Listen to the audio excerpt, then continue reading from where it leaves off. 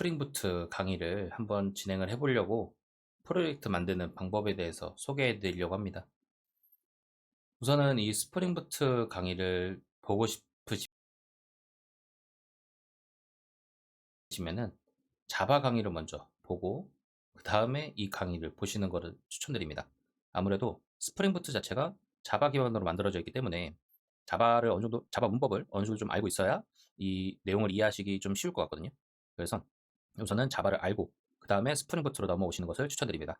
물론 그 사이에 이제 스프링부트로 넘어오기 전에 스프링이라는 프레임워크에 대해서도 좀 알아두는 게 좋긴 좋은데요. 그거는 이제 스프링부트를 다루다 보면은 어쩔 수 없이 써야 되는 부분들이 있어서 그거는 겸사겸사 하면서 같이 진행을 할 예정이니 뭐 스프링까지는 알고 오지 않으셔도 되고요.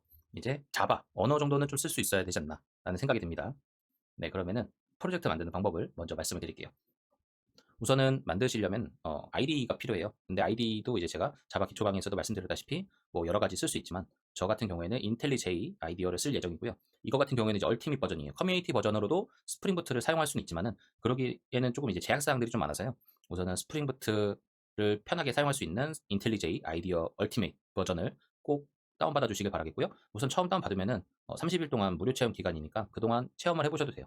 그리고 이제 좀 더 길게 쓰고 싶다, 근데 돈이 없다 하시는 분들은 다 대학교 그 메일 주소 확인하신 다음에 이제 ac.k 꼭 다운받아 주시길 바라겠고요. 우선 처음 다운받으면은 30일 동안 무료 체험 기간이니까 그동안 체험을 해보셔도 돼요. 그리고 이제 좀 더 길게 쓰고 싶다, 근데 돈이 없다 하시는 분들은 다 대학교 그 메일 주소 확인하신 다음에 이제 ac.kr로 끝나는 메일 주소로 인증을 하면은 대학생 인증으로 무료로 사용할 수 있거든요. 라이센스를 발급을 해줘요. 그래서 1년 정도 사용할 수 있으니까 그것도 이제 한번 알아보시고 그걸로 라이센스 갱신하셔도 되고요. 우선은 무료 버전으로 30일 트라이얼 버전 사용을 해주시면 감사하겠습니다. 자, 그럼 처음에 이제 인텔리제이를 설치하고 나면은 여기서 이제 뉴 프로젝트를 하게 되는데요. 자, 여기에서 이 스프링 이니셜라이저 이거를 이제 사용을 해줘야 합니다. 네임 같은 경우에는 이제 편하신 대로 지으시면 되는데 우선 로케이션부터 지정을 하도록 하겠습니다. 저 같은 경우에는 이제 따로 강의용 프로젝트를 보관하는 곳이 있어서 그쪽으로 선택을 했고요. 이제 스프링 부트라는 폴더를 하나 만들어서 저 같은 경우에는 테스트 프로젝트라는 폴더를 하나 만들었습니다. 그럼 이름도 자동으로 변경된 것을 보실 수가 있죠. 자, 그리고 이 타입 부분에서 이제 메이븐이냐 그레이들이냐 이제 둘 중 하나를 선택을 해주셔야 되는데요.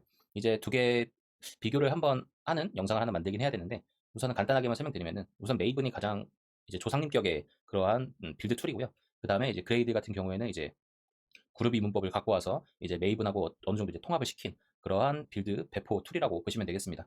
그래서 요즘 이제 최근 대세로는 이제 그레이들이 그래도 자기네들이 장점 많다고 자랑 많이 하고 있는데 아무래도 아직 그런 실무 환경이나 이런 데서는 기존에 메이븐을 쓰고 있던 분들이 너무 많아서 이제 그분들하고 이제 협업을 해야 되잖아요. 거기다가 이제 그레이드를 이제 내밀면은 뭔가 하는 이런 분위기들이 좀 있어서 아직 그레이드를 좀 많이 안 쓰고 있는 편입니다. 그래도 이제 공부하는 입장이니까 그레이드를 쓰셔도 되고요. 뭐 두 개의 방향을 모두 말씀드리긴 하겠지만은 우선은 실무자 입장에서 좀 더 도움이 될 수 있는 자, 그리고 랭귀지는 자바원으로 선택을 해주시고요. 그룹하고 아티팩트 같은 경우에는 아직은 그냥 이대로 놔두고서 진행을 할게요. 이제 저거에 대해서도 어느 정도 개념을 좀 익혀야 하니까요. 이제 어떻게 보면 이게 도메인의 개념을 갖고 있는 거거든요. 그래서 이제 그룹하고 이 아티팩트를 합쳐서 이제 패키지의 경로로 이제 사용을 하고 하는데 저 같은 경우에는 스튜디오 점 하고 띵크그라운드라는 걸 많이 사용을 했습니다. 아무래도 제가 운영하고 있는 사이트 띵크그라운드라는 사이트 주소가 띵크그라운드.studio다 보니까 그걸 이제 역으로 전환을 해서 studio.thinkground 이런 식으로 많이 사용을 하고요. 그리고 아티팩트 같은 경우에는 그냥 프로젝트 이름을 사용하는 경우가 많습니다. 근데 여기서 밑에 이 패키지 네임 보시면은 소문자로 변환이 된 것을 볼 수가 있죠. 그래서 이 아티팩트도 일반적으로는 좀 소문자로 사용해 주시는 게 좋아요. 그래서 테스트, 뭐 프로젝트 뭐 이렇게 그냥 하도록 하겠습니다. 자, 그리고 SDK 자바 버전 같은 경우에는 1.8을 사용할 예정이고요. 여기도 8로 맞춰줘야겠죠. 그리고 이제 여기 있는 이 패키징이라는 게 있어요. 자, 이 패키징이라는 게 뭐냐? 이제 자르하고 와르라고 이제 저는 부르는데 이제 자르 같은 경우에는 말 그대로 그냥 자바 아카이브라는 뜻이거든요. 그래서 자바로만 이루어져 있는 그러한 압축한 파일이라고 보시면 되겠고요. 이거는 이제 JRE라고 해서 자바 런타임 엔바이러먼트만 이제 환경만 세팅이 되어 있다면은 어디서든 이 자르 파일을 실행할 수 있다라는 그런 장점이 있습니다. 자, 와르 같은 경우에는 웹 어플리케이션 아카이브라고 해서요. 이제 웹 어플리케이션, 이제 웹에 띄우는 이제 그러한 압축 파일들, 그거를 이제 압축해놓은 압축 파일을 뜻합니다. 그래서 이거 같은 경우에는 이제 뭐 서블릿 컨텍스트 같은 그런 패키징이 되어 있는 그런 파일이고요. 이거는 이제 웹 관련된 내용이다 보니까 이제 좀 더 전문화되어 있는 어플리케이션이라고 보면 되겠죠. 근데 이거 같은 경우에는 이제 자바 환경만 있어서 실행이 되는 그런 환경은 아니고요. 이제 와르 파일을 실행하기 위해서는 톰캣이나 이제 뭐 몇 가지 뭐 있어요. 뭐 웹 로직이라든가 뭐 이런 와스 이제 웹 컨테이너가 이제 좀 필요하게 됩니다.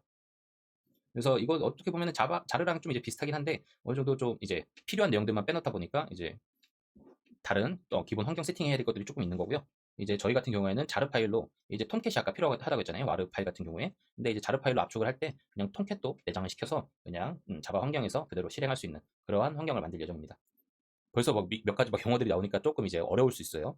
근데 우선은 그냥 무작정 한번 시작을 해보는 단계라고 보시면 되겠고요. 이 내용에 대해서는 차차 제가 영상으로 사람들이 조금 더 헷갈려 할 수 있는, 여러분들이 좀 더 헷갈려 할 수 있는 그러한 내용들은 정리를 해갖고 영상으로 공유를 드리도록 하겠습니다. 자, 이렇게 하고서 넥스트 눌러주시고요. 근데 이 넥스트를 누르기 전에 여기 보시면 서버 URL이라는 게 있어요. 그러니까 이 스프링 이니셜라이저 같은 경우에는 사실 인텔리제이에서 제공하는 기능이 아니에요. 이거 같은 경우에는 스프링 이제 거기에서 그 사이트에서 직접 이제 이런 패키지 프로젝트를 하나 만들어줄 수 있게끔 세팅을 해주거든요. 그래서 이거를 한번은 보시면 고졸 출신 공장 근무하다가 개발자로 취업한 비결 궁금하신가요? 자, 이런 start.spring.io라는 사이트에서 이 스프링 이니셜라이저를 통해서 프로젝트를 제너레이트 할 수가 있습니다. 그래서 아까 보신 내용하고 거의 비슷하죠. 그래서 프로젝트, 메이븐 프로젝트로 하고 랭귀지는 자바, 하고 스프링부트 버전을 여기서 선택할 수 있고요. 근데 이 선택을 할 때 이제 지금 보면은 2.5.0이 가장 최신인가 봐요. 근데 여기 있는 이 스냅샷들은 무시를 해주시는 게 좋고요. 이런 스냅샷이 표시가 안 되어 있는 이 스테이블 버전을 선택을 해주시는 게 좋습니다. 제가 2.4점대를 이제 버전업을 하다가 이제 도중에 이제 퇴사를 해가지고 뭐 2.4까지는 어느 정도 나머지 디펜던시들이 좀 호환이 되는 것 같긴 한데 아직 2.5까지는 잘 모르겠습니다. 그래서 하더라도 저는 한 2.4.6까지 이거를 사용을 하시는 게 더 좋겠다고 생각을 하고요. 2.5는 아직 너무 이른 버전이다. 스테이블이라고 해서 나오긴 했지만은 여러 이제 저희가 사용해야 되는 이 API들이 호환이 안 되는 경우들이 많아서 보통 버전업을 좀 천천히 하는 편이다 보니까 이제 이거는 좀 고려를 해서 해야 되는데 뭐 저희는 아직 테스트로 프로젝트를 한번 만들어 보는 거니까 뭐 아무 버전으로 하셔도 상관없겠습니다. 자, 그리고 이제 이 프로젝트 메타데이터 같은 경우에도 이제 요거를 진행을 하다 보면은 이걸 그대로 진행을 할 거니까 뭐 어렵지 않게 그냥 진행을 하시면 되겠습니다. 자, 여기서 이제 넥스트 한번 눌러보시고요. 자, 여기는 이제 디펜던시를 설정하는 부분입니다. 그래서 이 디펜던시 같은 경우에는 이제 디벨로퍼 툴, 뭐 웹, 이런 뭐 시큐리티, SQL 등등 이제 저희가 여기서 이제 필요한 것들을 나중에도 추가를 할 수 있지만은 초기에 환경 세팅을 미리 해줄 수 있는 장점이 있어서 여기서 이제 선택을 해서 하셔도 됩니다. 자, 뭐 저 같은 경우에는 이 롬복하고 스프링 컴퓨테이션 프로세서 그리고 웹 그리고 또 뭐가 있을까요? 저희는 우선은 이 스프링부트 강의는 거의 백엔드 기준으로 이제 설계를 할 거기 때문에 이 뭐 타임리프라든가 뭐 이런 템플릿 엔진 같은 경우는 잘 사용하지 않을 거예요. 이제 웹사이트는 거의 사용하지 않을 거고 이제 백단에서 돌아가는 이 API 프로그램을 어떻게 만들 것인지에 대해서 다룰 거기 때문에 이 부분은 제외하도록 하겠습니다. 자, 그다음에 이제 여기 시큐리티 같은 게 있는데 이 시큐리티를 통해서 이제 뭐 여기 있죠? OAuth2 뭐 이런 것들. 네, 이런 것들을 통해서 이제 인증받고 하는 그런 로그인 체계들을 만들 수가 있거든요. 그래서 이런 거는 나중에 이제 기회가 된다면 다뤄볼 거고요. 스프링 데이터, JDBC, SQL 쪽에서 이 정도 선택을 하고 아니다 이것도 선택하지 말고 그냥 우선 만들죠. 이거는 나중에 이제 저희가 강의를 하면서 차근차근 이제 디펜던시 추가하는 방법도 좀 알아봐야 되니까요. 이제 그런 것들을 다룰 때 같이 말씀을 드리도록 하겠습니다. 자, 그래서 이렇게 해서 피니시 눌러주시면은 뭐가 엄청 많이 나와요. 우선은 이 메이븐 범위는 좀 줄여주시고 뭐 이런 헬프 이런 거 다 필요 없고요. 뭐야 쉘 스크립트 저는 이런 거 다 그냥 설치하거든요. 다 뭐 이런 거 나오면은 웬만하면 다 설치 그리고 always 다운로드 이런 거 뜨면은 그것도 선택해 주시고요. 자, 그렇게 하면은 지금 여기 밑에서 열심히 디펜던시 설치를 하고 있는 것을 볼 수가 있습니다. 저희가 몇 개 이제 디펜던시를 체크를 안 했지만은 이미 이 스프링부트라는 것 자체가 이 세팅 쪽에 넘어오시면요. 이쪽에 플러그인이 있는데요. 자, 여기서 롬복이라고 검색을 하시면은 얘가 나올 거예요. 저는 설치가 되어 있는데 다른 분들 설치가 되어 있는지 모르겠네요. 그래서 여기 뜨시면은 그거를 설치를 해주시는 게 좋습니다. 자, 그럼 이제 설치가 다 된 것 같은데요. 잠깐 이 프로젝트의 구조만 한번 보고 가시면은 자, 돋보기 좀 키도록 하겠습니다. 자, 이 왼쪽이 이제 이 프로젝트 구조를 이제 뜻하는 거죠. 자, 그래서 저희가 처음에 만들었던 이 테스트 프로젝트라고 하는 얘가 가장 루트가 되면서 여기에 이제 뭐 점 아이디어하고 이거는 이제 우선은 무시하셔도 돼요. 자, 소스 해서 메인이 있는데 메인하고 테스트가 이렇게 나눠져 있던 그룹과 아티팩트를 기준으로 해서 이런 패키지 네임이 나왔죠. 지금 studio.thinkground.test 프로젝트라고 해서 이렇게 패키지 하나가 나왔는데 이건 사실 하나가 아니고 세 개의 경로로 이루어져 있다고 보시는 게 좋습니다. 자, 그래서 여기서 new 패키지라고 해서 여기서 이 테스트 프로젝트를 지우고 이런 식으로 짓게 되면은 지금 studio.thinkground 밑에 테스트 프로젝트가 여기 옆에 붙어 있었는데 하나가 더 생기다 보니까 라인이 이렇게 줄바꿈이 되면서 줄이 두 개가 생기는 것을 보실 수가 있죠. 그래서 이 경로도 나중에 참 중요하거든요. 이제 저희가 프로젝트를 만들다 보면은 엄청나게 많은 클래스들을 이제 생성을 해야 되는데 이제 그거에 대한 체계화가 좀 중요해서 그것도 좀 신경 쓰면서 네이밍을 해주시는 게 좋고요. 자, 그 다음에 여기 이제 리소스라고 해서 이제 뭐 스태틱하고 템플릿 같은 경우에는 저희가 눈으로 보여지는 그런 웹사이트에서 필요한 그런 리소스들이 여기에 이제 차곡차곡 쌓인다고 보시면 되겠습니다. 근데 저 같은 경우에는 이제 백엔드 기준으로 이제 API 호출이 들어오면은 그거에 대한 응답을 주는 그러한 솔루션을 만들 예정이기 때문에 지금 당장 저희한테 필요한 부분은 아니라고 보시면 되겠고요. 자, 그 다음에 어플리케이션 좀 뭐 프로퍼티즈라고 해서 이것도 있는데 이거는 이제 또 나중에 설명을 드리도록 하겠습니다. 지금 간단하게 설명드리면은 이 하나의 이제 이 프로젝트가 하나의 어플리케이션 단위가 되는 건데요. 이 어플리케이션을 가동을 하기 위해서 필요한 내용들 이제 나중에 좀 키우다 보면은 뭐 데이터베이스도 연결을 해야 될 거고 뭐 그럴 때 이제 DB에 연결하려면 뭐가 필요할까요? 이제 그 DB가 어디 있는지 경로랑 그리고 아이디랑 패스워드 뭐 이런 것들 있잖아요. 이거를 뭐 하드코딩으로 내부에다가 심어도 되긴 하지만은 저희가 여러 환경에서 이 솔루션을 띄운다라고 가정을 했을 때 그러면은 DB의 위치도 계속 바뀔 건데 그럼 그때마다 소스 코드를 뜯어 고칠 수는 없잖아요. 이제 그럴 때를 대비를 해서 어플리케이션 좀 프로퍼티즈라고 하는 곳에 이제 내용을 수정을 하면서 그거를 바로바로 이 어플리케이션이 가동을 할 때 적용을 하는 그런 방식으로 사용을 하게 됩니다. 그래서 이런 프로퍼티즈 같은 경우가 스프링부트에서 가장 중요한 내용이라고 보실 수 있고요. 자, 그러면 이제 또 테스트 쪽을 한번 보도록 하겠습니다. 테스트는 일반적으로 이 메인 패키지에 나오는 이제 지금 아직 클래스가 하나밖에 없죠. 이 클래스가 이제 여러 개가 있으면은 그 여러 개에 맞게끔 거의 대부분의 1대1로 대응하게끔 테스트 클래스도 같이 생성을 해줘야 합니다. 그래서 이거는 무슨 역할을 하냐? 이거는 이제 조금 이제 어려운 내용이긴 한데 뭐 저희는 테스트까지 막 이렇게 돌려보진 않을 것 같긴 한데 테스트도 아마 만들어 보지 않을까요? 잘 모르겠지만 이 클래스가 이제 이 테스트에서 이 클래스를 이제 테스트를 해보는 그러한 방식으로 이제 코딩을 해서 이게 내가 실무에 적용하기 전에 잘 동작을 하는지 내가 원하는 대로 로직 처리가 되는지를 테스트를 해볼 때 사용하는 그러한 영역이라고 보시면 되겠습니다. 자, 그리고 뭐 이그노어 같은 경우는 이제 GitHub 같은데 그런데 공유를 할 때 어떤 것들을 무시를 할지 적용을 할지 이런 것들을 이제 체크를 하는 곳이고요. 보통 여기 적혀 있는 것들은 이제 인텔리제이에서 기본으로 세팅을 해주는 내용이다 보니까 나중에 좀 수정이 필요한 부분도 있습니다. 자, 그리고 이제 뭐 여기 MVNW라고 되어 있는 부분 무시하시고요. 자, 여기 보시면은 이게 이제 폼 파일이라고 해서 저희가 메이븐을 선택을 했잖아요. 이제 메이븐을 사용을 할 때 사용되는 그러한 폼 파일이라고 보시면 되겠습니다. 자, 여기서 이제 페어런트라고 잡혀 있는데 이거는 이제 하나하나의 또 태그들을 이해를 해주시는 게 좋아요. 자, 페어런트는 이 폼 파일 상단에 또 어떤 다른 폼 파일이 있을 수 있잖아요. 이제 그러한 것들을 설정을 잡아주는 거고요. 이랬을 때는 페어런트에 잡혀 있는 이 부분을 찾아 들어가서 그 폼 파일이 갖고 있는 디펜던시들 그런 것들을 모두 다 내가 상속을 받아서 사용을 할 수 있게끔 해줍니다. 그러니까 중복된 스크립트 사용이 조금 방지가 되겠죠. 그 다음에 이거는 이제 아까 선택을 했던 그룹 아이디하고 아티팩트 아이디가 들어가는 거고 이 버전은 제가 임의로 설정을 할 수가 있습니다. 뭐 저 같은 경우에는 이 스냅샷이라는 개념을 잘 사용하지 않아요. 이제 사용을 하시는 게 더 좋긴 좋은데 그랬을 때 버전 관리가 너무 난잡해지는 경우들이 있어서 좀 어느 정도 익숙해졌을 때 스냅샷이라는 개념을 사용해 주시는 게 좋고요. 저 같은 경우에는 처음에 1.0.0으로 시작을 하게 됩니다. 이제 이 버저닝에 대해서도 이 각 위치가 뭘 의미하는지 아직 설명드리지 않았는데 이 부분은 또 따로 다른 영상에서 설명을 드리도록 하겠습니다. 자, 이 네임은 이제 이 프로젝트의 네임이고요. 디스크립션도 들어가죠. 지금 데모 프로젝트라고 이제 그냥 적혀 있는데 이 부분을 이제 이 솔루션이 무슨 솔루션인지 간단하게 적어주시면 되겠습니다.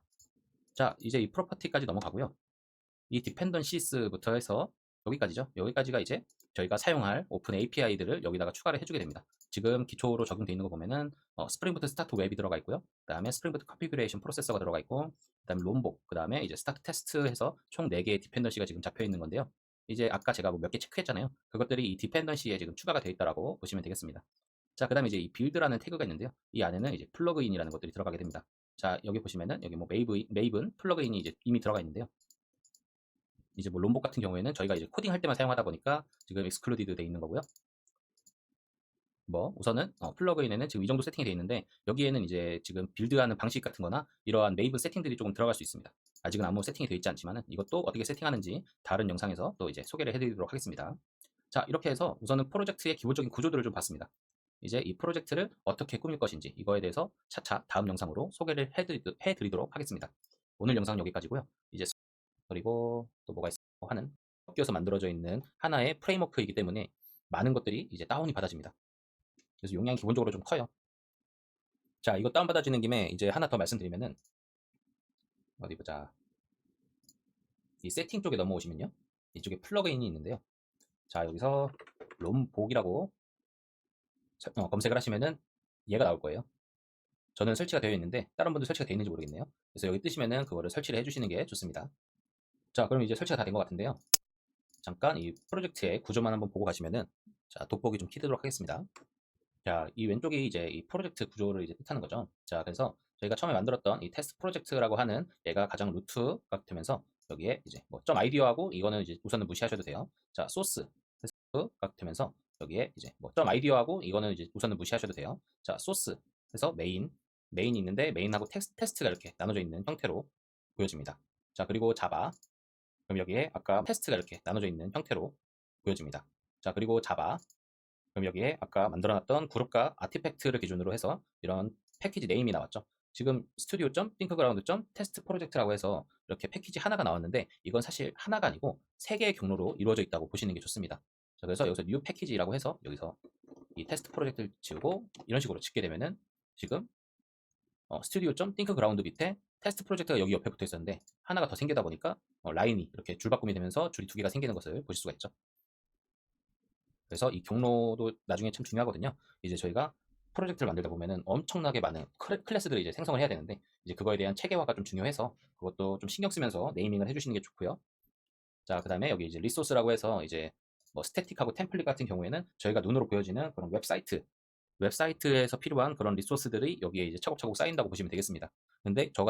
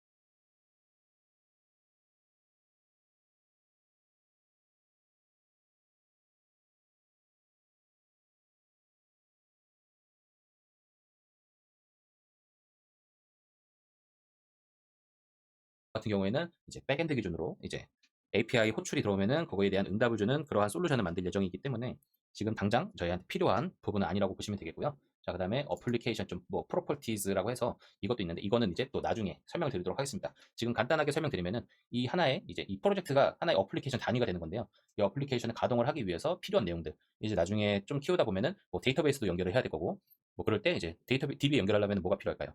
이제 그 DB가 어디 있는지 경로랑 그리고 아이디랑 패스워드 뭐 이런 것들 있잖아요. 이거를 뭐 하드코딩으로 스들이 여기에 이제 차곡차곡 쌓인다고 보시면 이 테스트 프로젝트를 지우고 이런 식으로 짓게 되면은 지금 studio.thinkground 밑에 테스트 프로젝트가 여기 옆에 붙어 있었는데 하나가 더 생기다 보니까 라인이 이렇게 줄바꿈이 되면서 줄이 2개가 생기는 것을 보실 수가 있죠. 그래서 이 경로도 나중에 참 중요하거든요. 이제 저희가 프로젝트를 만들다 보면은 엄청나게 많은 클래스들을 이제 생성을 해야 되는데 이제 그거에 대한 체계화가 좀 중요해서 그것도 좀 신경 쓰면서 네이밍을 해주시는 게 좋고요. 자, 그 다음에 여기 이제 리소스라고 해서 이제 뭐 스태틱하고 템플릿 같은 경우에는 저희가 눈으로 보여지는 그런 웹사이트에서 필요한 그런 리소스들이 여기에 이제 차곡차곡 쌓인다고 보시면 되겠습니다. 근데 저 같은 경우에는 이제 백엔드 기준으로 이제 API 호출이 들어오면은 그거에 대한 응답을 주는 그러한 솔루션을 만들 예정이기 때문에 지금 당장 저희한테 필요한 부분은 아니라고 보시면 되겠고요. 자, 그 다음에 어플리케이션 좀 뭐 프로퍼티즈라고 해서 이것도 있는데 이거는 이제 또 나중에 설명을 드리도록 하겠습니다. 지금 간단하게 설명드리면은 이 하나의 이제 이 프로젝트가 하나의 어플리케이션 단위가 되는 건데요. 이 어플리케이션을 가동을 하기 위해서 필요한 내용들 이제 나중에 좀 키우다 보면은 뭐 데이터베이스도 연결을 해야 될 거고 뭐 그럴 때 이제 DB에 연결하려면 뭐가 필요할까요? 이제 그 DB가 어디 있는지 경로랑 그리고 아이디랑 패스워드 뭐 이런 것들 있잖아요. 이거를 뭐 하드코딩으로 내부에다가 심어도 되긴 하지만은 저희가 여러 환경에서 이 솔루션을 띄운다라고 가정을 했을 때 그러면은 DB의 위치도 계속 바뀔 건데 그럼 그때마다 소스 코드를 뜯어 고칠 수는 없잖아요. 이제 그럴 때를 대비를 해서 어플리케이션 좀 프로퍼티즈라고 하는 곳에 이제 내용을 수정을 하면서 그거를 바로바로 이 어플리케이션이 가동을 할 때 적용을 하는 그런 방식으로 사용을 하게 됩니다. 그래서 이런 프로퍼티즈 같은 경우가 스프링부트에서 가장 중요한 내용이라고 보실 수 있고요. 자, 그러면 이제 또 테스트 쪽을 한번 보도록 하겠습니다. 테스트는 일반적으로 이 메인 패키지에 나오는 이제 지금 아직 클래스가 하나밖에 없죠. 이 클래스가 이제 여러 개가 있으면은 그 여러 개에 맞게끔 거의 대부분의 1대1로 대응하게끔 테스트 클래스도 같이 생성을 해줘야 합니다. 그래서 이거는 무슨 역할을 하냐? 이거는 이제 조금 이제 어려운 내용이긴 한데 뭐 저희는 테스트까지 막 이렇게 돌려보진 않을 것 같긴 한데 테스트도 아마 만들어 보지 않을까요? 잘 모르겠지만 이 클래스가 이제 이 테스트에서 이 클래스를 이제 테스트를 해보는 그러한 방식으로 이제 코딩을 해서 이게 내가 실무에 적용하기 전에 잘 동작을 하는지 이 클래스가 이제 이 테스트에서 이 클래스를 이제 테스트를 해보는 그러한 방식으로 이제 코딩을 해서 이게 내가 실무에 적용하기 전에 잘 동작을 하는지 내가 원하는 대로 로직 처리가 되는지를 테스트를 해볼 때 사용하는 그러한 영역이라고 보시면 되겠습니다. 자, 그리고 뭐 깃 이그노어 같은 경우는 이제 깃허브 같은데 그런데 공유를 할 때 어떤 것들을 무시를 할지 적용을 할지 이런 것들을 이제 체크를 하는 곳이고요. 보통 여기 적혀 있는 것들은 이제 인텔리제이에서 기본으로 세팅을 해주는 내용이다 보니까 나중에 좀 수정이 필요한 부분도 있습니다. 자, 그리고 이제 뭐 여기 MVNW라고 되어 있는 부분 무시하시고요. 자, 여기 보시면은 이게 이제 폼 파일이라고 해서 저희가 메이븐을 선택을 했잖아요. 이제 메이븐을 사용을 할 때 사용되는 그러한 폼 파일이라고 보시면 되겠습니다. 자, 여기서 이제 페어런트라고 잡혀 있는데 이거는 이제 하나하나의 또 태그들을 이해를 해주시는 게 좋아요. 자, 페어런트는 이 폼 파일 상단에 또 어떤 다른 폼 파일이 있을 수 있잖아요. 이제 그러한 것들을 설정을 잡아주는 거고요. 이랬을 때는 페어런트에 잡혀 있는 이 부분을 찾아 들어가서 그 폼 파일이 갖고 있는 디펜던시들 그런 것들을 모두 다 내가 상속을 받아서 사용을 할 수 있게끔 해줍니다. 그러니까 중복된 스크립트 사용이 조금 방지가 되겠죠. 그 다음에 이거는 이제 아까 선택을 했던 그룹 아이디하고 아티팩트 아이디가 들어가는 거고 이 버전은 제가 임의로 설정을 할 수가 있습니다. 뭐 저 같은 경우에는 이 스냅샷이라는 개념을 잘 사용하지 않아요. 이제 사용을 하시는 게 더 좋긴 좋은데 그랬을 때 버전 관리가 너무 난잡해지는 경우들이 있어서 좀 어느 정도 익숙해졌을 때 스냅샷이 되는 내용이다 보니까 나중에 좀 수정이 필요한 부분도 있습니다. 자, 그리고 이제 뭐 여기 MVNW라고 되어 있는 부분 무시하시고요. 자, 여기 보시면은 이게 이제 폼 파일이라고 해서 저희가 메이븐을 선택을 했잖아요. 이제 메이븐을 사용을 할 때 사용되는 그러한 폼 파일이라고 보시면 되겠습니다. 자, 여기서 이제 페어런트라고 잡혀 있는데 이 사용하는 그러한 영역이라고 보시면 되겠습니다. 자, 그리고 뭐 깃 이그노어 같은 경우는 이제 깃허브 같은데 그런데 공유를 할 때 어떤 것들을 무시를 할지 적용을 할지 이런 것들을 이제 체크를 하는 곳이고요. 보통 여기 적혀 있는 것들은 이제 인텔리제이에서 기본으로 세팅을 해주는 내용이다 보니까 나중에 좀 수정이 필요한 부분도 있습니다. 자, 그리고 이제 뭐 여기 MVNW라고 되어 있는 부분 무시하시고요. 자, 여기 보시면은 이게 이제 폼 파일이라고 해서 저희가 메이븐을 선택을 했잖아요. 이제 메이븐을 사용을 할 때 사용되는 그러한 폼 파일이라고 보시면 되겠습니다. 자, 여기서 이제 페어런트라고 잡혀 있는데 이거는 이제 하나하나의 또 태그들을 이해를 해주시는 게 좋아요. 자, 페어런트는 이 폼 파일 상단에 또 어떤 다른 폼 파일이 있을 수 있잖아요. 이제 그러한 것들을 설정을 잡아주는 거고요. 이랬을 때는 페어런트에 잡혀 있는 이 부분을 보시면 되겠습니다. 자, 그리고 뭐 깃 이그노어 같은 경우는 이제 깃허브 같은데 그런데 공유를 할 때 어떤 것들을 무시를 할지 적용을 할지 이런 것들을 이제 체크를 하는 곳이고요. 보통 여기 적혀 있는 것들은 이제 인텔리제이에서 기본으로 세팅을 해주는 내용이다 보니까 나중에 좀 수정이 필요한 부분도 있습니다. 자, 그리고 이제 뭐 여기 MVNW라고 되어 있는 부분 무시하시고요. 자, 여기 보시면은 이게 이제 폼 파일이라고 해서 저희가 메이븐을 선택을 했잖아요. 이제 메이븐을 사용을 할 때 사용되는 그러한 폼 파일이라고 보시면 되겠습니다. 자, 여기서 이제 페어런트라고 잡혀 있는데 이거는 이제 하나하나의 또 태그들을 이해를 해주시는 게 좋아요. 자, 페어런트는 이 폼 파일 상단에 또 어떤 다른 폼 파일이 있을 수 있잖아요. 이제 그러한 것들을 설정을 잡아주는 거고요. 이랬을 때는 페어런트에 잡혀 있는 이 부분을 찾아 들어가서 그 폼 파일이 갖고 있는 디펜던시들 그런 것들을 모두 다 내가 상속을 받아서 사용을 할 수 있게끔 해줍니다. 그러니까 중복된 스크립트 사용이 조금 방지가 되겠죠. 그 다음에 이거는 이제 아까 선택을 했던 그룹 아이디하고 아티팩트 아이디가 들어가는 거고 이 버전은 제가 임의로 설정을 할 수가 있습니다. 뭐 저 같은 경우에는 이 스냅샷이라는 개념을 잘 사용하지 않아요. 이제 사용을 하시는 게 더 좋긴 좋은데 그랬을 때 버전 관리가 너무 난잡해지는 경우들이 있어서 좀 어느 정도 익숙해졌을 때 스냅샷이라는 개념을 사용해 주시는 게 좋고요. 저 같은 경우에는 처음에 1.0.0으로 시작을 하게 됩니다. 이제 이 버저닝에 대해서도 이 각 위치가 뭘 의미하는지 아직 설명드리지 않았는데 이 부분은 또 따로 다른 영상에서 설명을 드리도록 하겠습니다. 자, 이 네임은 이제 이 프로젝트의 네임이고요. 디스크립션도 들어가죠. 지금 데모 프로젝트라고 이제 그냥 적혀 있는데 이 부분을 이제 이 솔루션이 무슨 솔루션인지 간단하게 적어주시면 되겠습니다. 자, 이제 이 프로퍼티까지 넘어가고요. 이 디펜던시스부터 해서 여기까지죠. 여기까지가 이제 저희가 사용할 오픈 API들을 여기다가 추가를 해주게 됩니다. 지금 기초로 적용되어 있는 거 보면은 스프링부트 스타트 웹이 들어가 있고요. 그 다음에 스프링부트 컨피규레이션 프로세서가 들어가 있고, 그 다음에 롬복, 그 다음에 이제 스타트 테스트 해서 총 4개의 디펜던시가 지금 잡혀 있는 건데요. 이제 아까 제가 뭐 몇 개 체크했잖아요. 그것들이 이 디펜던시에 지금 추가가 되어 있다라고 보시면 되겠습니다. 자, 그 다음에 이제 이 빌드라는 태그가 있는데요. 이 안에는 이제 플러그인이라는 것들이 들어가게 됩니다. 자, 여기 보시면은 여기 뭐 메이븐 플러그인이 이제 이미 들어가 있는데요. 이제 뭐 롬복 같은 경우에는 저희가 이제 코딩할 때만 사용하다 보니까 지금 excluded 돼 있는 거고요. 뭐 우선은 플러그인에는 지금 이 정도 세팅이 돼 있는데 여기에는 이제 지금 빌드하는 방식 같은 거나 이러한 메이븐 세팅들이 조금 들어갈 수 있습니다. 아직은 아무 세팅이 되어 있지 않지만은 이것도 어떻게 세팅하는지 다른 영상에서 또 이제 소개를 해드리도록 하겠습니다. 자, 이렇게 해서 우선은 프로젝트의 기본적인 구조들을 좀 봤습니다. 이제 이 프로젝트를 어떻게 꾸밀 것인지 이거에 대해서 차차 다음 영상 아니 얘가 옷을 진짜 진짜 못 입었었거든요. 진짜 패션 테러 수준으로. 근데 네, 안녕하세요. 반갑습니다. 이제 뭐 스프링부트 소프트웨어 진영에서 얘기를 하는 거고요.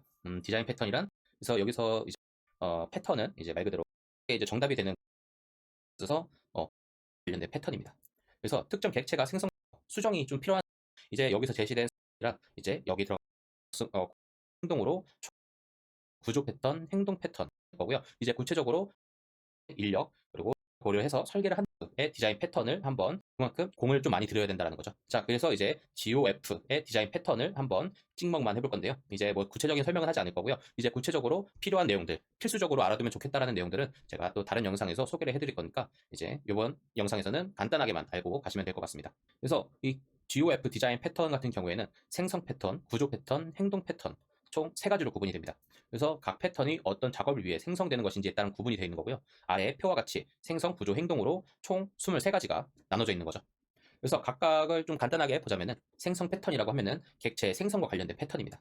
그래서 특정 객체가 생성되거나 변경되어도 프로그램 구조에 최소한의 영향을 주는 그러한 유연성을 제공을 하는 방식입니다. 그래서 아래에 총 5가지가 나와 있죠. 이제 추상 팩토리, 빌더, 팩토리 메소드, 프로토타입, 싱글톤 이런 게 있는데요. 이제 알게 모르게 이제 이 코드를 좀 자바든 뭐든 이제 코드를 좀 짜셨던 분들이라면은 어느 정도 좀 익숙한 용어들이 이제 보이실 거예요. 이제 이런 팩토리라든가 빌더, 이제 프로토타입은 저도 잘 모르겠지만은 이제 싱글턴, 알게 모르게 이 디자인 패턴을 알지 못했어도 많이 들어봤을 법한 그러한 단어들이 있어요. 이거는 이미 저희가 외부 API들을 사용을 할 때 이미 거기에 적용되어 있는 디자인 패턴이 있기 때문에 저희가 사용을 할 때에도 자동적으로 사용을 하게끔 됐던 겁니다. 그래서 각각 내용들은 한 번씩 일시정지하고 읽어보시면 좋을 것 같고요. 제가 여기서 자바 이제 스프링부트를 이제 얘기하기 전에 디자인 패턴이라는 얘기를 하는 이유는 이 싱글턴이라는 이 디자인 패턴을 필수적으로 알아야 하기 때문에 이 내용을 가져왔습니다. 그래서 싱글톤만 한번 읽어보면은 한 클래스마다 인스턴스를 하나만 생성하여 어디서든 참조한다. 이게 가장 핵심 포인트고요. 근데 물론 여기서 말하는 싱글톤은 소프트웨어 공학에서 얘기하는 싱글톤이기 때문에 스프링 부트에서 적용되는 싱글톤하고는 어느 정도 조금은 상이한 부분들이 있습니다. 이 부분은 꼭 알고 가셔야 되고요. 그래서 완벽하게 100% 재현을 하기에는 어렵고 스프링 부트에서 이미 제공하고 있는 게 있기 때문에 그 방식을 익혀서 그 방식으로 코드를 작성을 하면 된다라는 겁니다. 네, 그 다음은 구조 패턴입니다. 구조 패턴은 프로그램 내 자료 구조나 인터페이스 구조 등 프로그램 구조를 설계하는 데 사용되는 패턴입니다. 클래스나 객체를 조합해서 더 큰 구조를 만들 수 있게끔 해주는데요. 이 말이 무슨 뜻이냐면은 저희가 어떤 프로그램을 만들 때 점점 업데이트를 하면서 기능들이 추가가 될 거잖아요. 그랬을 때 이 구조 패턴을 이용을 하면은 기존의 프로젝트 코드들을 최소한으로만 변경을 해서 이 기능들을 덧붙일 수 있게끔 해준다라는 겁니다. 이게 가장 주된 목적이고요. 그래서 여기서 나와 있는 이 내용들 전부 다 중요한 내용이지만 이제 제가 가장 핵심적으로 보고 있는 거는 이 어댑터 그리고 브릿지 그리고 데코레이터 그 다음에 파사드 이 정도로 볼 수 있겠습니다. 그래서 이 부분에 대해서 더 알고 싶으신 분들은 좀 더 구글 검색이나 이런 것들을 통해서 알아보시면 좋을 것 같아요. 자, 그 다음은 행동 패턴입니다. 행동 패턴은 반복적으로 사용되는 객체들의 커뮤니케이션을 패턴화하는 방식입니다. 그래서 객체 사이에 알고리즘 또는 책임, 여기 리스폰시빌리티를 얘기하는 건데요. 이제 그것들을 분배하는 방법에 대해서 정의를 합니다. 결합도를 최소화하는 것이 주목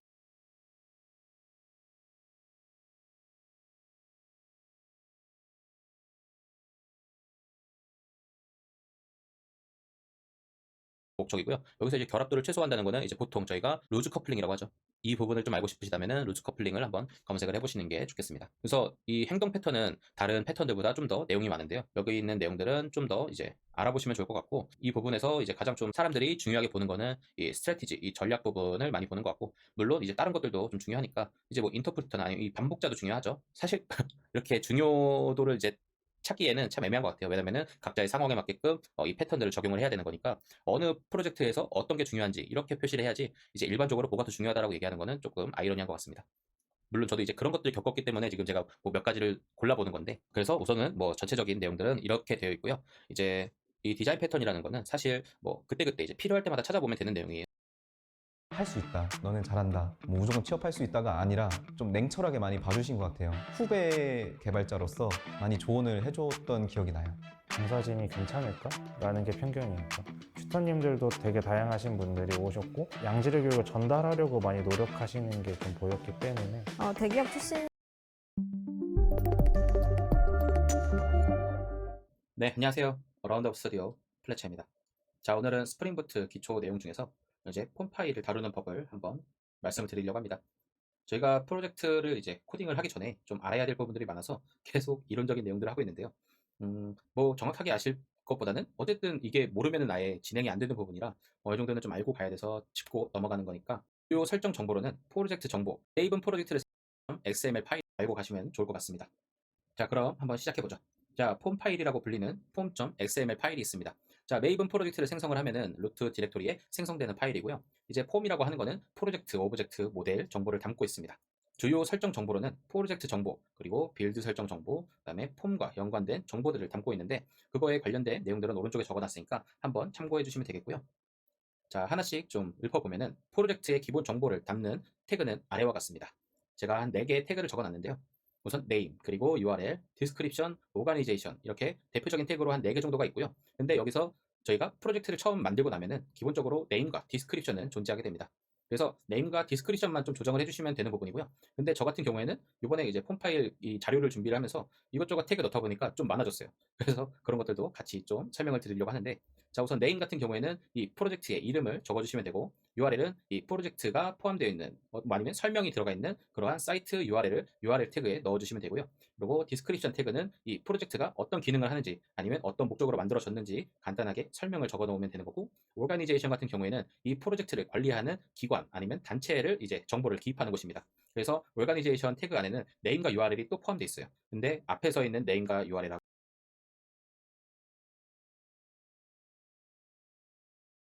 조금 차이가 있겠죠.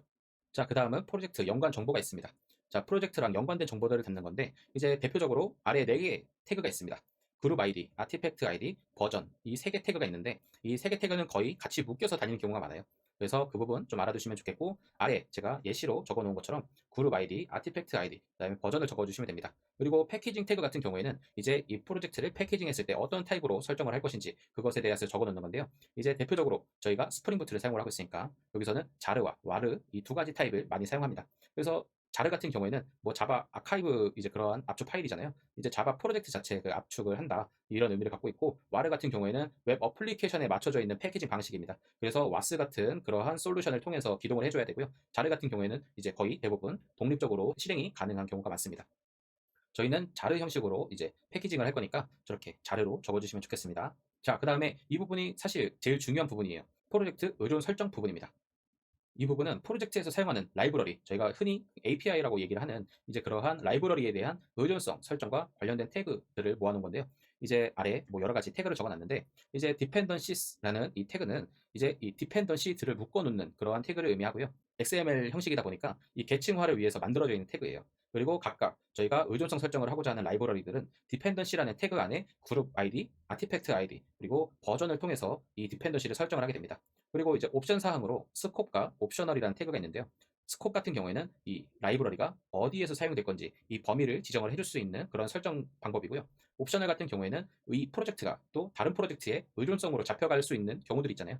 이제 그랬을 때 내가 사용하고 있는 이 디펜던시 중에서 같이 따라가서 의존성을 설정을 해야 되는지 말아야 하는지 이것들을 세팅을 해줄 때 옵셔널이라는 태그를 사용하게 됩니다. 자, 그러면 스콥 태그가 뭐 그렇게 중요한 건 아니지만 뭐 그렇다고 안 중요하다고 얘기하기 좀 그렇고, 어쨌든 이 태그에서 사용될 수 있는 설정 값들을 좀 정리를 해왔는데요. 자, 스콥 태그는 우선 기본적으로 세팅하지 않았을 때도 이 스콥 설정은 됩니다. 그래서 가장 기본적으로 설정되는 값은 컴파일이라는 설정 값이고요. 이 값이 의미하는 것은 아무것도 지정되어 있지 않으실 경우 설정되는 값이면서 이 값으로 설정하는 경우에 모든 클래스 경로에서 이 디펜던시를 사용할 수 있다라는 뜻입니다. 그래서 컴파일하거나 배포 상황 뭐 이런 데서 같이 제공이 되는 그러한 디펜던시를 잡을 때 사용을 하고요. 그 다음에 프로바이디드는 컴파일과 유사한 방식으로 동작을 하지만 JDK 혹은 이 솔루션을 가동하기 위한 컨테이너가 런타임 시에만 제공되는 그런 디펜던시들을 잡기 위해서 사용되는 설정값입니다. 그래서 배포 시에는 빠지는 게 이 설정값의 특징이고요. 그 다음에 런타임이라는 값이 있습니다. 자, 런타임은 컴파일 시에는 사용하지 않고 실행하는 그런 상황에서만 사용되는 그러한 디펜던시를 얘기를 합니다. 이제 컴파일이라는 거는 이제 하나의 뭔가 패키징을 하기 위한 그런 과정을 거치는 거잖아요. 이제 그럴 때는 이거는 이제 컴파일할 때 검증하지 않아도 된다라는 의미고, 이제 실행할 때 그냥 그대로 사용을 할 수 있게끔 세팅을 해달라 그런 것입니다. 그래서 런타임과 테스트 경로에서는 이 디펜던시가 잡혀있지만 컴파일하는 클래스 경로에서는 존재하지 않는 것이 특징입니다. 자, 그 다음은 테스트라는 값인데 이건 거치는 거잖아요. 이 솔루션을 가동시 의미하는 것은 같이 따라가서 의존성을 설정을 해야 되는지 말아야 하는지 이것들을 세팅을 해줄 때 옵셔널이라는 태그를 사용하게 됩니다. 자, 그러면 스콥 태그가 뭐 그렇게 중요한 건 아니지만 뭐 그렇다고 안 중요하다고 얘기하기 좀 그렇고, 어쨌든 이 태그에서 사용될 수 있는 설정 값들을 좀 정리를 해왔는데요. 자, 스콥 태그는 우선 기본적으로 세팅하지 않았을 때도 이 스콥 설정은 됩니다. 그래서 가장 기본적으로 설정되는 값은 컴파일이라는 설정 값이고요. 이 값이 의미하는 것은 아무것도 지정되어 있지 않았을 경우 설정되는 값이면서 이 값으로 설정하는 경우에 모든 클래스 경로에서 이 디펜던시를 사용할 수 있다라는 뜻입니다. 그래서 컴파일하거나 배포 상황 뭐 이런 데서 같이 제공이 되는 그러한 디펜던시를 잡을 때 사용을 하고요. 그 다음에 프로바이디드는 컴파일과 유사한 방식으로 동작을 하지만 JDK 혹은 이 솔루션을 가동하기 위한 컨테이너가 런타임 시에만 제공되는 그런 디펜던시들을 잡기 위해서 사용되는 설정값입니다. 그래서 배포 시에는 빠지는 게 이 설정값의 특징이고요. 그 다음에 런타임이라는 값이 있습니다. 자, 런타임은 컴파일 시에는 사용하지 않고 실행하는 그런 상황에서만 사용되는 그러한 디펜던시를 얘기를 합니다. 이제 컴파일이라는 거는 이제 하나의 뭔가 패키징을 하기 위한 그런 과정을 거치는 거잖아요. 이제 그럴 때는 이거는 이제 컴파일할 때 검증하지 않아도 된다라는 의미고, 이제 실행할 때 그냥 그대로 사용을 할 수 있게끔 세팅을 해달라 그런 것입니다. 그래서 런타임과 테스트 경로에서는 이 디펜던시가 잡혀 있지만 컴파일하는 클래스 경로에서는 존재하지 않는 것이 특징입니다. 자, 그 다음은 테스트라는 값인데 이거는 테스트 상황에서만 사용되는 라이브러리를 의미합니다. 그래서 실 가동 상황에서는 필요 없는 라이브러리들이 있을 때 이 설정 값을 사용을 하고요. 이제 종속된 다른 프로젝트에는 영향을 미치지 않는 게 특징입니다. 자, 그 다음엔 잘 사용하진 않지만 시스템이라는 설정 값이 있습니다. 이거는 이제 프로바이디드와 유사하지만 저장소에서, 그러니까 레포지토리에서 관리되지 않고 직접 관리하고 있는 자르 파일을 디펜던시로 잡아줄 때 사용을 합니다. 그래서 이 같은 경우에는 시스템 패스라는 것을 사용을 해서 작성을 해야 하고요. 왜냐하면 직접 관리되는 게 아니기 때문에 이제 이 시스템 패스를 잡아주지 않으면 어디든지 찾기 힘들거든요. 그래서 이 부분을 같이 잡아줘야 한다라는 특징이 있습니다. 자, 그 다음에 이제 현재 시점에 설정되어 있는 라이브러리들을 설명해 드리려고 하는데요. 자, 여기서 말하는 현재 시점은 이제 저희가 프로젝트 만드는 것까지만 진행을 했잖아요. 그러니까 이 시점에 지금 프로젝트에 잡혀있는 디펜던시들을 설명을 해드리는 겁니다. 자, 우선은 페어런트라는 태그가 있을 거예요. 그래서 그 부분에 잡혀있는 건 스프링부트 스타터 페어런트라는 디펜던시가 잡혀있는데요. 자, 이 같은 경우에는 어떤 역할을 하냐, 프로젝트에서 사용하는 다양한 라이브러리 간의 버전 충돌 문제가 발생할 것을 방지해주는 그러한 역할을 하고 있습니다.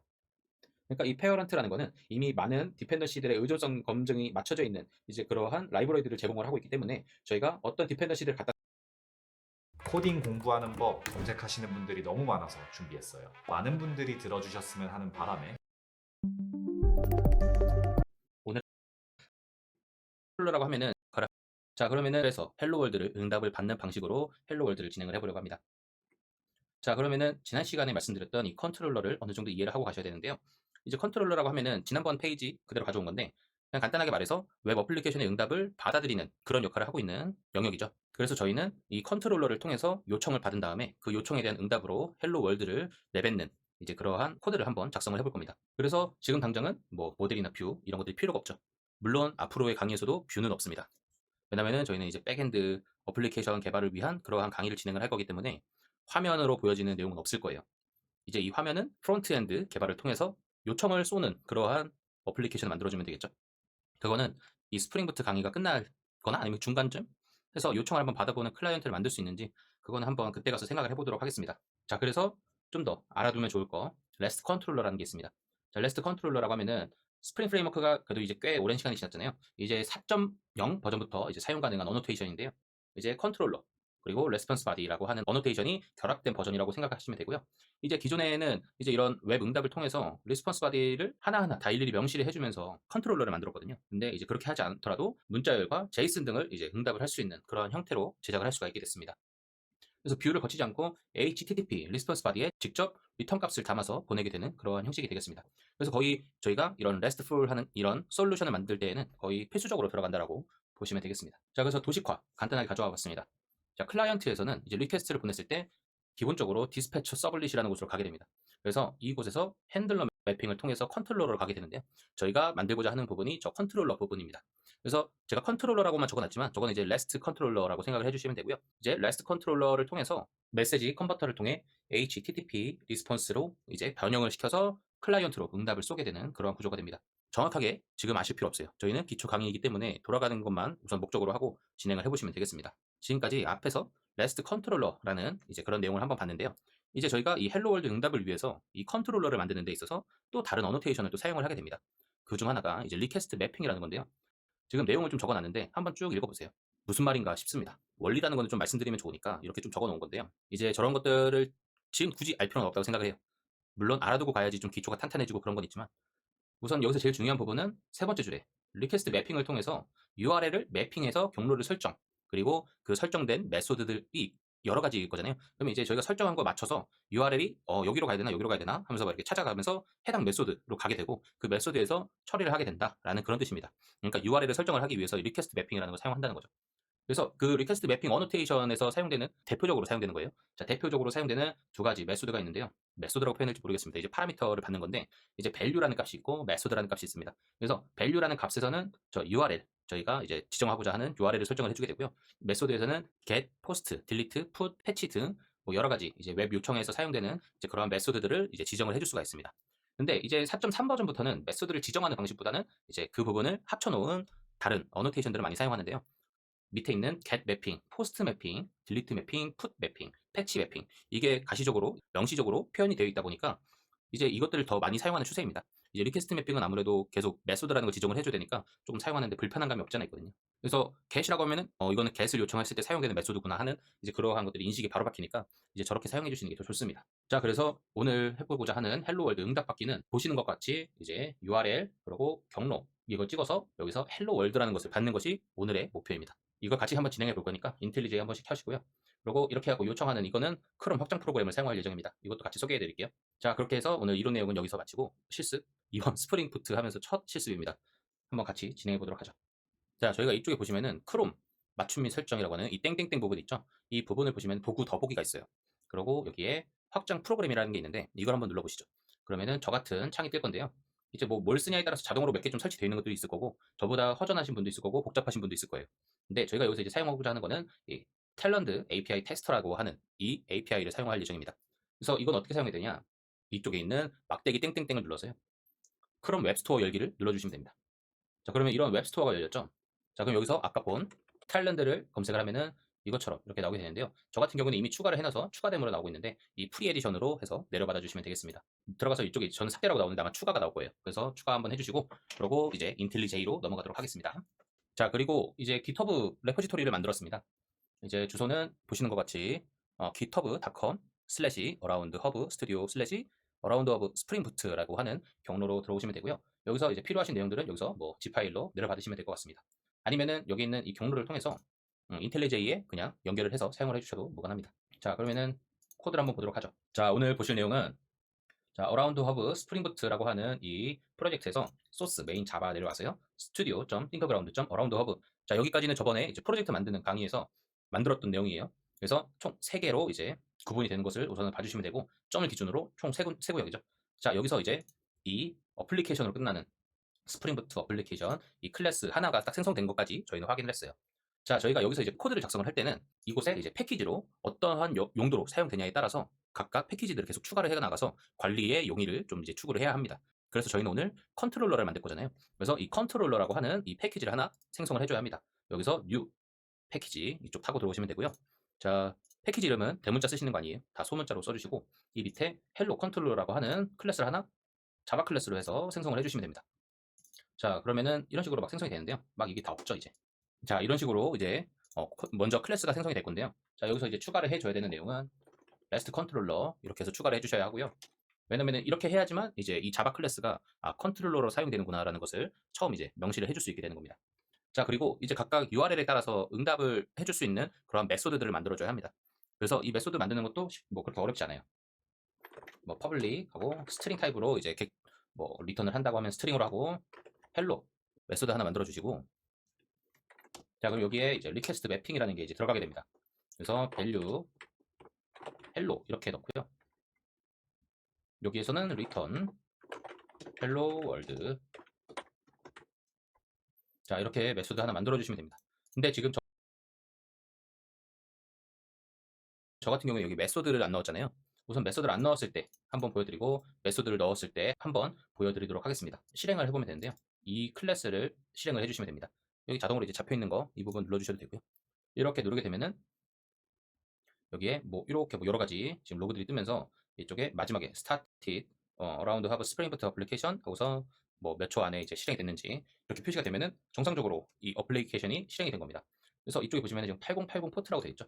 그러니까 이 8080 포트를 통해서 이 톰캣 내장된 톰캣이 웹 서비스를 열었다 이렇게 이해를 해주시면 됩니다. 자, 그럼 이제 열었으니까 저희가 만든 이 헬로 컨트롤러를 한번 테스트를 해봐야겠죠. 이거는 아까 저희가 설치했던 탤런트 API를 통해서 한번 테스트를 해보도록 하겠습니다. 제가 아이패를 선택한 이유는 논문을 읽고 논문을 이해할 수 있다라는 목적.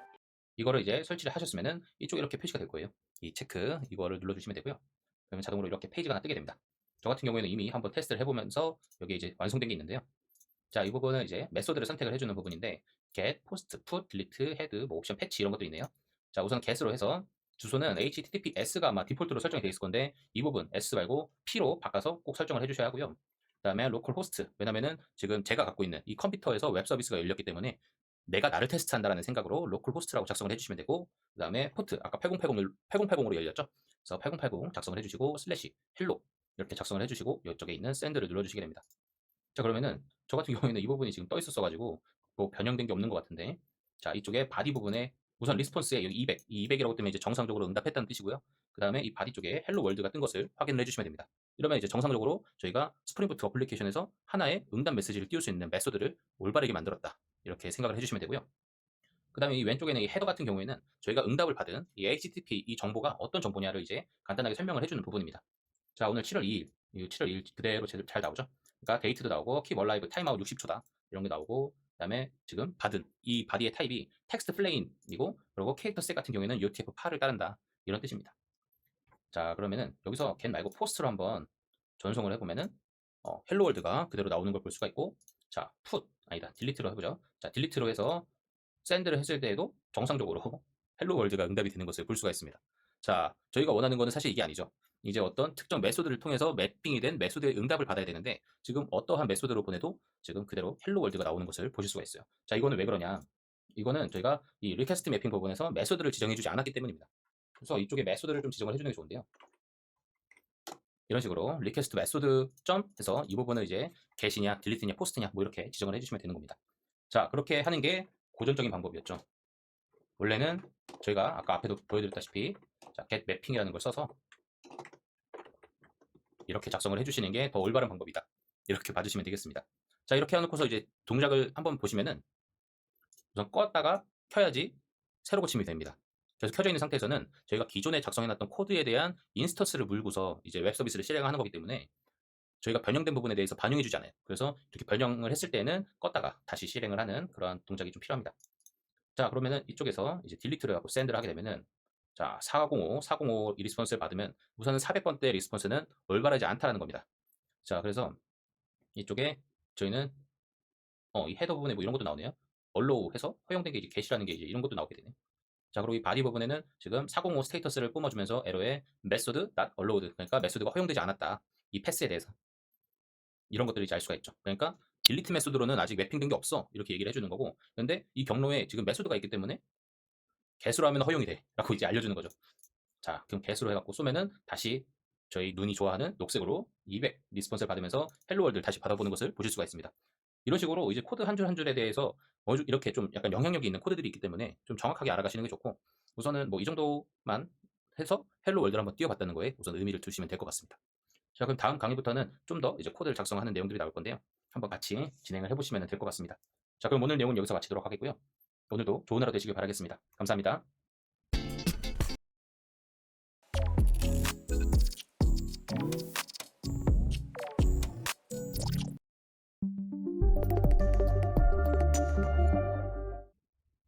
네, 안녕하세요. 어라운드업 스튜디오 플래처입니다. 자, 오늘은 스프링부트 기초 과정에서 get API에 관련된 내용을 말씀드리려고 합니다. 우선은 저희가 사용하고자 하는 API는 크게 4가지가 있잖아요. 이제 get, post, update, 그리고 delete 총 4가지 API가 있는데, 우선은 get API를 좀 집중적으로 하고, 그 다음에 자, 우선 이 PPT에서 우선 말씀드리고자 하는 거는 이 어노테이션, 여러 가지 어노테이션을 사용을 해야 하거든요. 그래서 이 어노테이션들이 어떻게 사용을 할 수 있는지 그런 사용 방법에 대해서 먼저 말씀을 드리고, 그 다음에 같이 코드를 한번 보는 시간을 갖도록 하겠습니다. 자, 우선은 리퀘스트 매핑입니다. 리퀘스트 매핑은 이미 앞에서 몇 번 나왔기 때문에 가볍게 넘어갈게요. 리퀘스트 매핑 같은 경우에는 이 밸류와 메소드 이 값들을 사용을 해서 URL과 어떤 형태로 get API로 사용할 건지 포스트 API로 사용할 건지 이것들을 이제 결정을 하는 이제 그런 방식인데요. 이거 같은 경우에는 이 각 메소드 위쪽에 어노테이션 골뱅이라고 하죠. 여기 리퀘스트 매핑이라고 작성을 하고 괄호 안에 이제 밸류와 메소드 값을 넣어주는 방식입니다. 이제는 고전적인 방식이라서 이제 더 이상 이렇게 사용하진 않고요. 뭐 특수한 경우는 사용할 수도 있지만 없는 것 같아요, 제가 봤을 때. 자, 그 다음 이제 get mapping이라는 어노테이션입니다. 이것도 한번 설명드렸던 것 같은데, 우선은 파라미터가 없는 방식의 이제 메소드 작성법입니다. 별도의 파라미터 없이 get API를 호출하는 경우 사용되는 방법이고요. 이제 리퀘스트 매핑을 get 매핑으로 변경을 하고 그다음에 value의 name 대신 이제 메소드라는 값이 없어졌죠. 이제 여기서 원래 메소드를 설정을 해주고 get이라는 걸 매핑을 해줬는데 이제 그 부분이 이제 이 어노테이션 이름에 스며 들어간 거죠. 그래서 이제 get 매핑일 경우에는 이 value 값만 사용을 해주시면 됩니다. 그래서 public string get name 해서 제 이름을 리턴을 하게끔 우선 메소드를 만들어 놨고요. 이거 이따가 가동했을 때 어떻게 응답을 하는지 보여드리도록 하겠습니다. 그 다음은 패스 베리어블입니다. get 형식의 요청에서 파라미터를 전달하기 위해서 URL에 값을 담아서 보내는 경우들이 있는데요. 이제 그 방식에서는 get mapping, 이 어노테이션 말고도 이제 패스 베리어블이라는 걸 사용을 해서 어떠한 변수의 값이 들어오는지 이제 그것들을 일치시켜줘야 합니다. 그래서 위에 get mapping 어노테이션 쪽에 value 값 땡땡 들어간 다음에 variable 1 슬래시 그 다음에 중괄호로 variable이라는 게 들어갔죠. 이제 이 중괄호라는 거는 이제 변수가 들어온다라는 어떤 값이 들어온다라는 의미를 갖고 있고요. 여기에 변수의 이름을 우선은 저희는 설계할 때 작성을 해주게 됩니다. 그래서 이 패스 베리어블, 스트링 베리어블 해서 이 스트링 객체의 이름을 이 위에 있는 값과 이름을 일치를 시켜야만 이제 얘가 얘구나라는 것을 인식을 한 다음에 이쪽에 값을 넣어주는 작업을 하게 됩니다. 그래서 이 메소드 같은 경우에는 이쪽에 요청값, 스트링 값이 들어오는 것을 그대로 리턴을 해주는 이제 그런 방식으로 메소드를 작성을 해놨습니다. 자, 그 다음은 이제 get 형식의 요청에서 파라미터를 전달하는 이런 또 다른 방식인데요. 이제 아래 방식 같은 경우에는 이 variable이라는 이 변수의 값과 이 스트링의 변수의 이름 이것을 일치시켜줄 수 없을 경우에 사용되는 방식입니다. 이제 어떻게든 일치는 시켜줄 수 있지만 유지 보수의 관점에서 봤을 때 다른 변수들, 그러니까 다른 메소드들 거기서 사용되는 것과 어느 정도 엇비슷하게 이름을 지어줘야 될 경우들이 있어요. 이제 그럴 경우에는 이 변수의 이름을 하나하나 또 일치시켜줄 수 없을 수도 있기 때문에 이제 그럴 때 사용되는 방식이고요. 그때는 이 패스 베리어블에 괄호를 쳐서 이쪽에 베리어블 이름을 일치를 시켜주는 이런 방식으로 사용을 합니다. 저 같은 경우에는 지금 베리어블이라는 변수 이름을 계속 사용하고 있는데 굳이 이렇게 사용하지 않으시고 이제 원하는 이름으로 설정을 해서 사용을 해주시면 되겠습니다. 자, 그 다음에 이제 request param이라는 어노테이션입니다. 이 방식은 이제 이 아래 우선 URL을 먼저 보시면 더 쉽게 이해하실 수 있는데요. 저희가 네이버나 뭐 쿠팡 뭐 이런 사이트 같은 데서 어떤 것을 이제 검색을 했을 때 위에 주소를 보시면은 처음에 저희가 뭐 네이버.com까지만 나와 있던 이 URL이 뒤에 물음표 해서 이런 형태로 물음표하고 변수 이름 값 그리고 n 특수 문자죠. 그리고 이메일 뭐 n 하고 또 이 변수 이름 값 이런 형태로 이제 입력이 되어 있는 것들을 보실 수 있어요. 근데 지금 저 같은 경우에는 이렇게 다 영어로 써져 있어서 보기가 쉬운데 일반적으로는 좀 암호화돼 갖고 막 이것저것 막 복잡하게 섞여 있는 경우들이 많아서 잘 눈치는 못 채실 수도 있어요. 그랬을 경우에 이제 사용되는 방식인데요. 저 같은 경우에는 지금 네임과 이메일 그리고 오가니제이션 값을 받기 위한 URL을 작성을 해놨고요. 이것을 받기 위해서는 아래와 같이 코드를 작성을 해주시면 됩니다. 그래서 get mapping 쪽에는 request 1이라고 하는 이쪽까지만 작성을 해주시면 되고요. 이 뒤에 있는 이 쿼리 값을 받기 위해서 밑에 총 3개죠. 3개 string name, string email, string organization 해서 request 파람을 각각 어노테이션을 붙여주게 되면은 각각의 값을 이쪽으로 내려받게 됩니다. 그래서 리턴하는 거는 이제 각각 공백을 둔 네임과 이메일 그리고 기관명, 단체명이죠. 단체명을 이제 리턴을 해주는 그런 메소드를 우선 작성을 해놨는데요. 이것도 이제 이따가 코드 한번 보시면서 같이 실행을 해보도록 하겠습니다. 자, 그리고 이 아래 값은 이제 저는 네임과 이메일 그리고 오가니제이션으로 우선은 정해놓긴 했는데 어떠한 값이 들어올지 모르는 경우들이 있어요. 그럴 때 이제 사용되는 방식입니다. 그때는 이제 map이라는 클래스를 사용을 해서 파라미터를 받게 되는데요. 아래처럼 request param annotation 뒤에 map 해서 어떤 키와 value를 이제 타입을 설정을 해주게 되고요. 그 다음에 이 map이라는 이 객체의 이름을 정해주게 됩니다. 자, 지금 같은 경우에는 뭐 포이치 해갖고 이 맵에 있는 값들을 다 까보는 이제 그러한 코드를 좀 작성을 해놨는데요. 이 SB라고 하는 이 스트링 빌더 쪽에 계속 이제 덧붙여갖고 맵의 키 이름과 밸류 값을 땡땡을 해서 합치고 그 다음에 줄 바꿔서 또 다음 값을 합치고 또 받아서 또 합치는 이제 그런 작업을 해서 그 결과 값을 리턴을 해주는 그러한 코드입니다. 이것도 이따가 실행을 해볼 테니까 뭐 지금은 간단하게 보시면 될 것 같습니다. 자, 그 다음 방식은 DTO라고 하는 객체를 사용하는 방식인데요. 이거는 별도의 데이터 클래스를 하나 만들어서 그 데이터 클래스를 활용한 방식입니다. 그래서 키와 밸류가 이거는 정해져 있는 방식인데요. 물론 여기서도 뭐 몇 가지는 옵셔널하게 이제 뺄 수도 있는 방식이긴 하지만 우선은 키와 밸류가 어느 정도 정해져 있는 이제 그러한 리퀘스트에서 많이 사용되는 방식입니다. 자, 우선 멤버 DTO라는 클래스를 하나 만들어 주셔야 되고요. 여기서 어떤 값들을 받을지 각각 변수를 정의를 해준 다음에 지금 여기는 제가 점점점으로 처리를 했지만 이쪽에서 getSet 메소드들을 다 추가를 해주셔야 합니다. 뭐 toString 메소드까지 추가를 해주셔도 돼요. 자, 그 다음에 이제 여기서 멤버 DTO 이 이름이죠. 이 객체를 사용을 한 이 객체를 하나 넣어주게 되는데 그러면은 자동으로 이제 아까 뒤에 봤던 이 값들이 들어오게 되면은 각각 이 네임과 이메일 오가니제이션에 치면서 이제 결과값을 리턴을 해주는 그러한 API 메소드라고 보시면 되겠습니다. 순식간에 지나갔죠.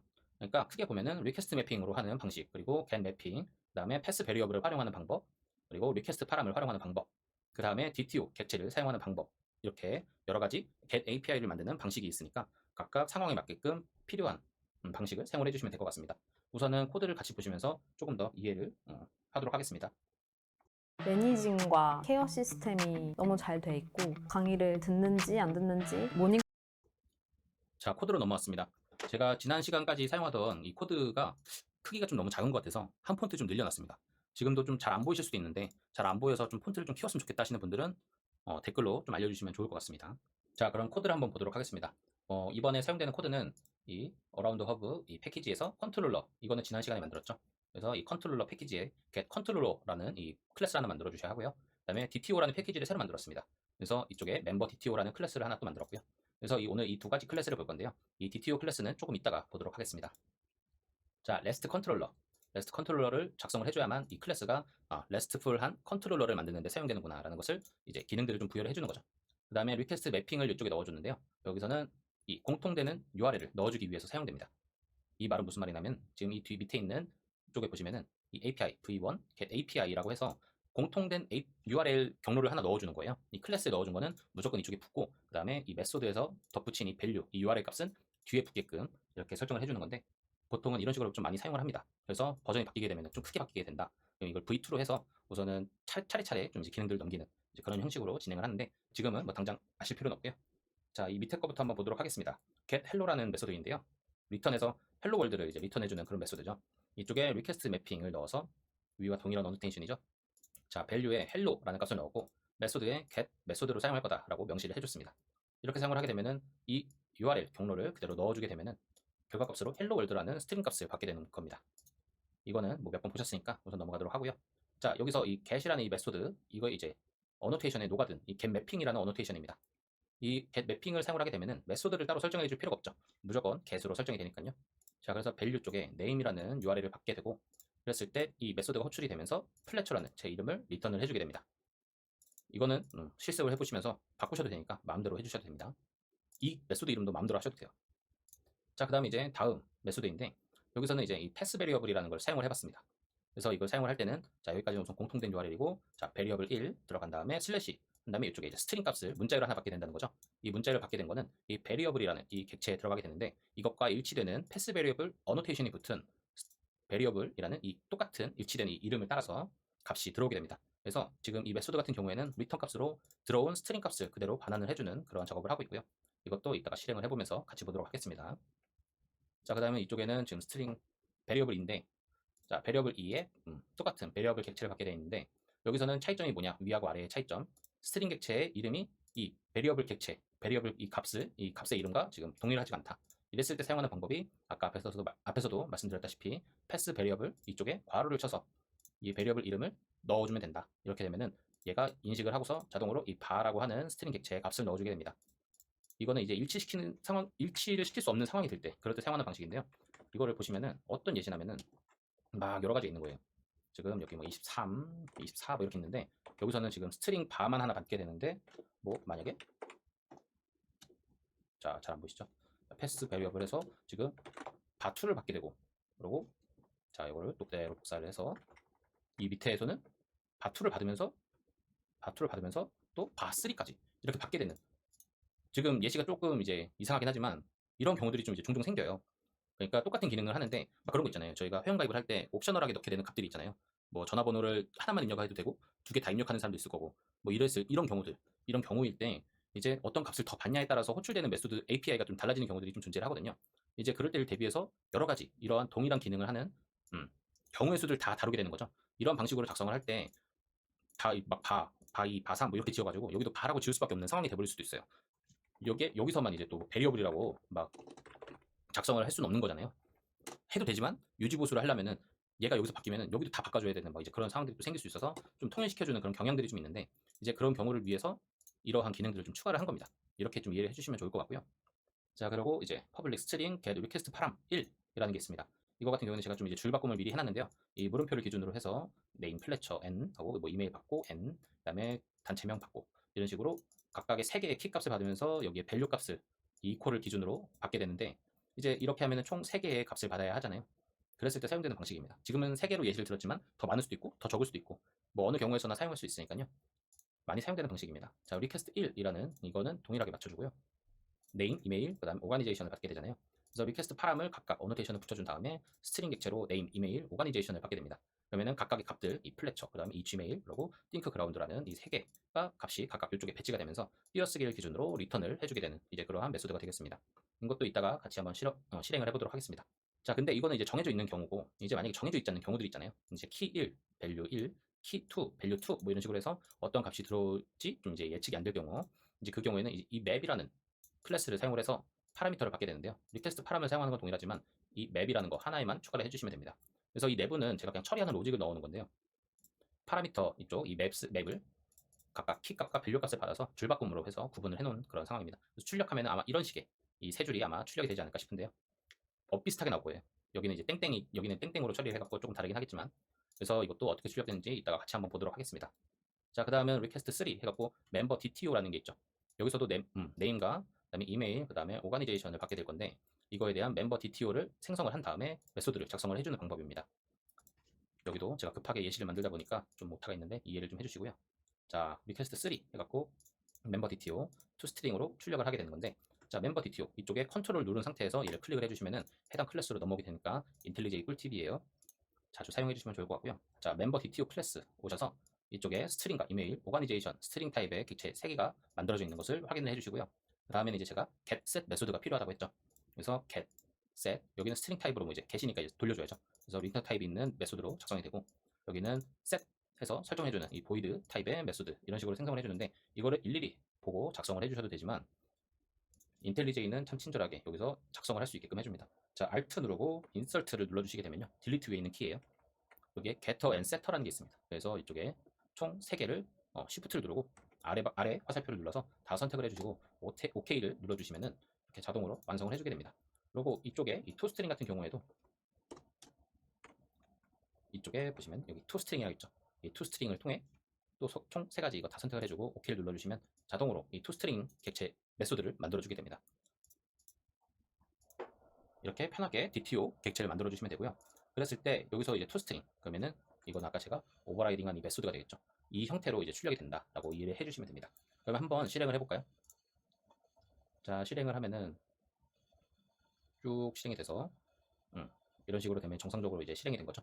자, 이랬을 때 지난번에 이제 말씀드렸던 탤런트 API 테스터로 테스트를 한번 해보도록 하겠습니다. 저는 이미 제 코드가 잘 실행되는지 테스트를 한 번씩 해본 상태이고요. 자, 여기서 이제 한번 진행을 해볼게요. 자, 맨 위에 것부터 한번 해보도록 하겠습니다. 자, 헬로라고 하는 아무런 파라미터가 없는 이제 요청, get 요청을 했을 경우에 이 메소드에 get이라고 꼭 이거 세팅해 주시고요. 그 다음에 https가 아니고 http입니다. 그리고 이 포트 다른지 확인해 주신 다음에 send를 해주시면은 여기에 바디 값으로 헬로 월드가 돌아오는 것을 확인을 하실 수가 있습니다.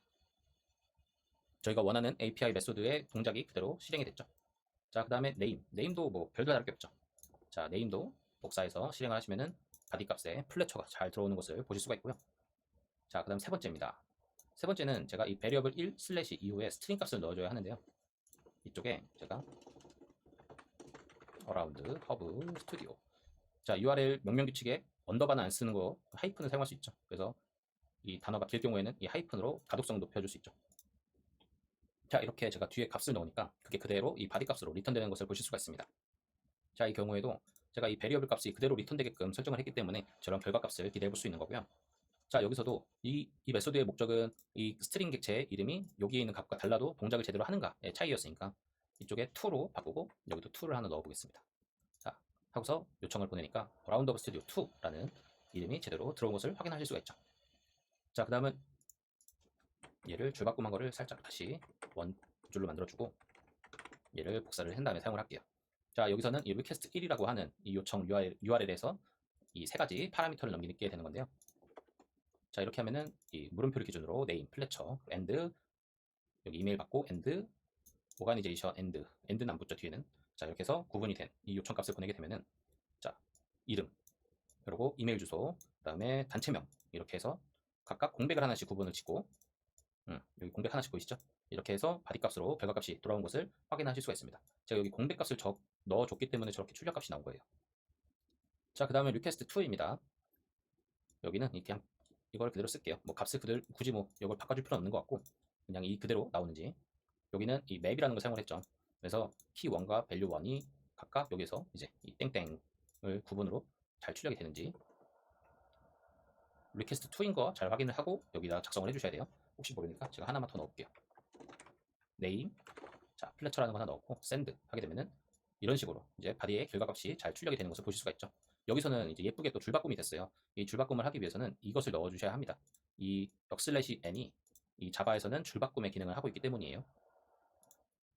자 마지막입니다. 멤버 DTO. 자 멤버 DTO 같은 경우에는 네임하고 이메일하고 오가니제이션을 각각 추가를 해줬기 때문에 이렇게 명시적인 값들이 들어와야만 해요. 안 그러면 동작을 제대로 안 할 수가 있습니다. 그래서 이거를 그대로 복사해서 또 붙여놓게 되면은 여기는 멤버 DTO라고 해서 중괄호 닫고 각각 네임은 플래처고 이메일은 뭐 thinkground.플래처 골뱅이 gmail이고 오가니제이션에서 thinkground다. 이런 식으로 바디의 결과값이 출력이 되는 것을 보실 수. 그렇게 막 어려운 내용은 없고 그 외에는 뭐 익숙해지는 게 답이죠. 그래서 오늘 한 내용은 간단한 내용이니까 한번 같이 한번 쳐보시거나 아니면은 제가 본문에 GitHub 레포지토리